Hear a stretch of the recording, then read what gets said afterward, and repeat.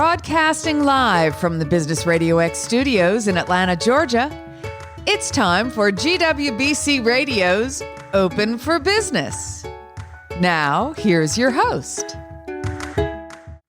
Lee Cantor here, broadcasting live from GWBC's open house in the beautiful Bank of America Plaza. So excited to be talking to my guest, Yanika Daniels with Daniels Talent Solutions. Welcome.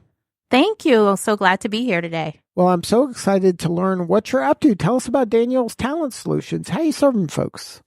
Yeah, so we basically recruit, retain, and train your staff. So we are a talent strategy organization. We work with a lot of small businesses and organizations who are growing. And so a lot of times they can't or don't have the capacity to recruit the right people, to put the right processes and systems in so that they can keep their people. And then once you grow, you need to train. And so that is really what we do. We help you really think about your people strategy. So what's your backstory? How'd you get involved in this line of work? How much time do we have? We got all the time.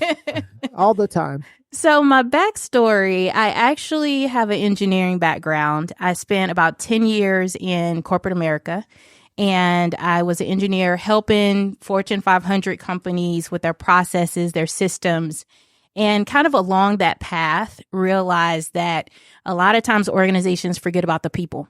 So they put a lot of technology in, they put a lot of processes in, and your people are kind of left trying to figure it out.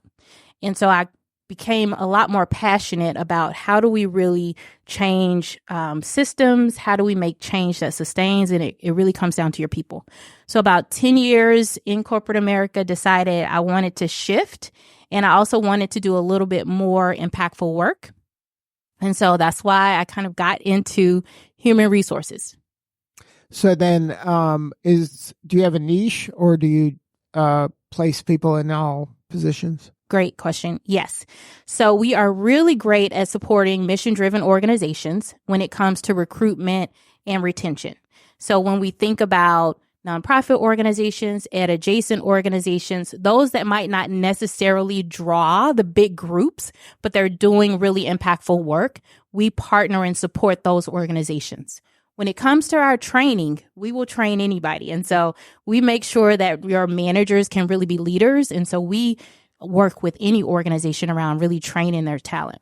So what is a kind of a symptom a company is having where maybe training would be the right solution, that they may not even notice that they need training, but that's why they can connect with you? One symptom, you might see your people leaving.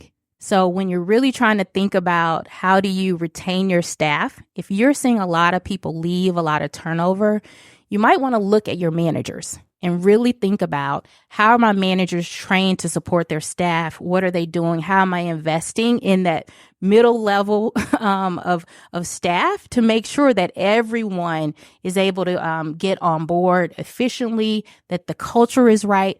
That's the biggest thing you start to see. People are not going to stay places. This is different times now. People are not going to stay places that they are not happy. And there's a saying, people don't quit jobs, they quit bosses. That is so true. It is so true. Yeah, because most people want kind of the standard necessities out of life, right? You want a good salary. You want to be able to have benefits. You want to be able to meet your own personal needs. You don't want to go into an office or work with somebody every day that is causing you tension and stress. Right. So then if you're a leader of an organization and you're noticing there's a high turnover in one or two positions, that might be kind of a warning sign that, hey, maybe we got something to fix here. Yes, you should be tracking, always tracking from a metric standpoint. So I told you I had an engineering background. I'm big on data, big on metrics, always tracking exactly who's leaving, why, especially if you have one manager that keeps having to hire. Right. That is a red flag. Right. If they're always complaining that we can't get the right person, it might be them, Yeah. And you should really survey your people, right? Always talk to your people. What's going on? Trying to understand. I know sometimes we do too many surveys, but people will tell you kind of what's going if you on. Ask. Yeah, you got to ask. And a lot of people don't take time to ask. Now, why was it important for you to become part of GWBC? Great question. So I recently became a member going through my certification to be a woman-owned business. It was important for a couple of different reasons. As an entrepreneur, it can be very lonely trying to build a business. And so business has been around for a long time. There are a lot of people doing it. I can learn from anyone. And so one of our core values as an organization is continuously learning. So it was important for me to be a part of this organization, to be a part of like-minded people who are doing similar things, trying to build businesses, building community and connecting with other people. So that's one of the main reasons that I joined. Now, is there a story you can share about your work that maybe you work with an organization that was struggling or had a problem that you were able to help them solve and get to a new level? You don't have to name the name of the organization. I won't. but just name maybe the challenge they were having. Yes, I can. There are so many. Now I'm trying to decide which one is best. So one organization that is actually local to the city of Atlanta. They actually, a manager reached out to me and wasn't sure if the organization, the department itself, was actually efficient. So it kind of organically grown. People were kind of given titles over years, and now now you have a team of 30, and there's overlap in some of the work that they're doing. And so this becomes a retention problem, right? Because if I'm showing up at work and somebody else is doing the work I'm supposed to be doing, but I was hired for something, that becomes an issue. So we help that organization kind of take a look at their staff, their human resources staff, and really plot out what should each role be doing and how can they grow into where they want to be with the organization. So that's just one example. If you have time, I can give you another one. Sure. If you got another one. So that's one thing we do around retention. Recruitment is another big thing that we do, especially for mission-driven organizations. We like to partner. And so most of our clients are repeat clients. About 90% of our clients come back to us. One organization we partnered with about 3 years ago, they were a staff of 5. They were a nonprofit organization, and now they are a staff of 32. Wow. Which is big growth for a nonprofit organization, right? A corporate organization, yeah, it grows fast, but a nonprofit is really big. And one of the things that was really important to them was that they hire people who were in alignment with their own mission, who cared, who were passionate. So we helped them through that recruitment process by recruiting their staff, training their leaders and managers. How do you train? Also working with them on anti-bias hiring.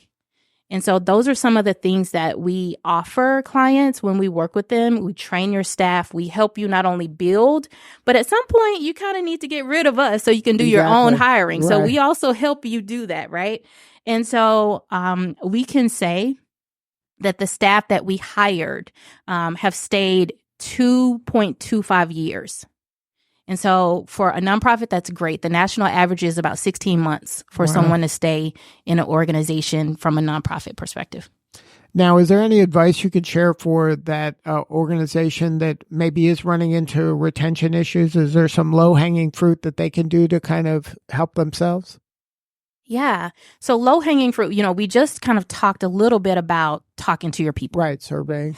So, there are key best practices that are out there, but there's not a one-size-fits-all. You really have to understand what's important to your staff, right?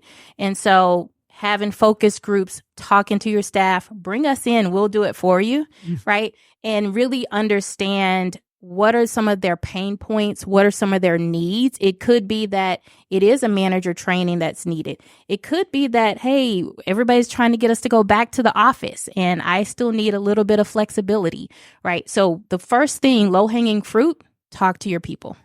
Good stuff. And if somebody wants to learn more, have a more substantive conversation with you or somebody on your team, what's the website? What's the best way to connect? Yes, we are DanielsSolutionsLLC.com. That's how you can reach us. Well, thank you so much for sharing your story today. You're doing such important work, and we appreciate you. Thank you for having me. All right, this is Lee Cantor. We'll be back in a few at GWBC's Open House.